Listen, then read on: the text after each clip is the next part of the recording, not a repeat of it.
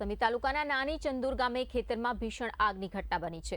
વીજ ટ્રાન્સફોર્મરમાં શોર્ટ સર્કિટથી આગ ભભૂકી ઉઠી હતી।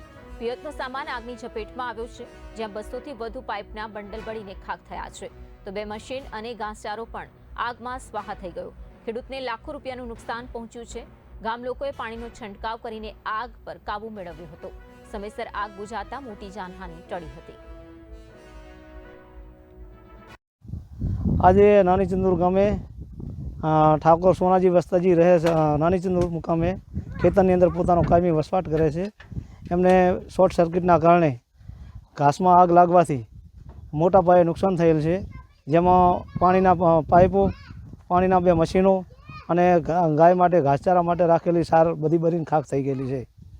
पाटण जिल्लानी अंदर फायर ब्रिगेडनी सुविधा न होवाना कारणे आ खेडूतोने वारंवार आवुं नुकसान वेठવાનો वारो आवे छे।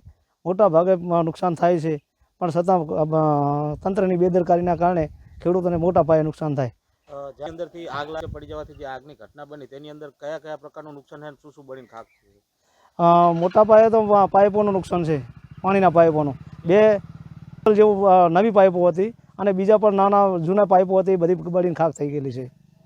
अने 2 मशीनो ऑइल मशीन। કેટલું આશરે નુકસાન કહેવાય?